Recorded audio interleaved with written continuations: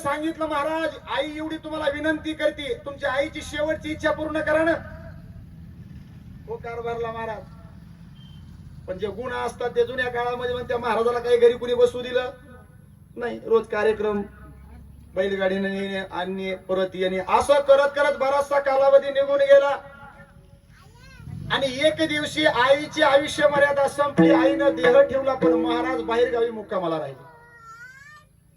भावकीची मंडळी जमली, सर्वांनी घाई गडबड केली. 24 तास वाट पाहिली महाराजाची. आता हे येत नाहीत म्हणून ते आईचं प्रेत स्मशानभूमीवरती घेऊन गेले.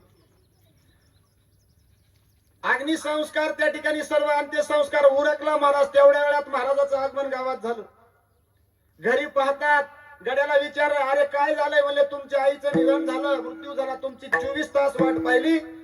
भावकीचे माणसं लागलीच, आता थोड्या वेळात तुमच्या आईचे प्रेत स्मशानभूमीवरती घेऊन गेले आणि त्या ठिकाणी अंत्यसंस्कारासाठी घेऊन गेले.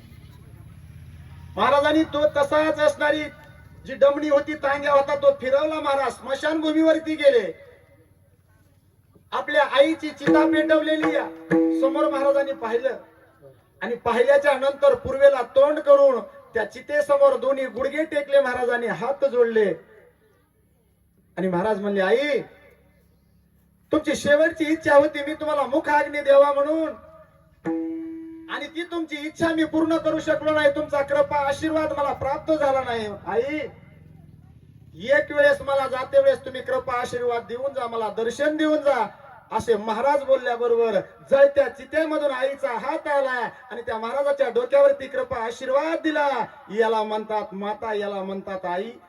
म्हणून लेकुराचे हित जाणे माऊलीचे चित्त, हे दुसऱ्या जगात कुणी करू शकत नाही. आणि आई वडिलाचा आशीर्वाद त्रिकाल बाधित आहे महाराज.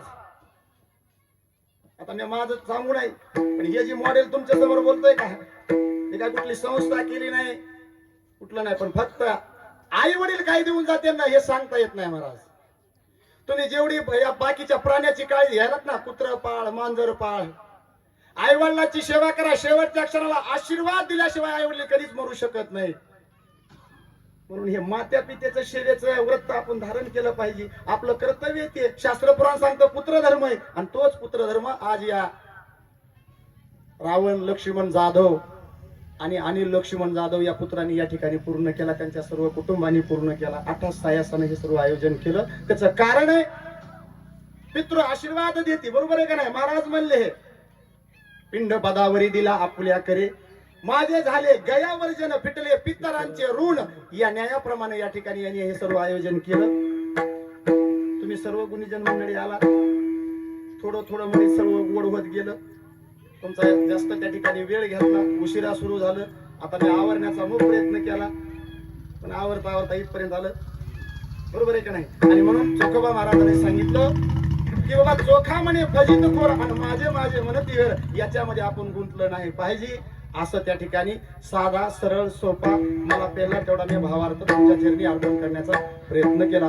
जय विठ्ठल जय माऊली, ज्ञानराज माऊली तुकाराम, ज्ञानेश्वर माऊली.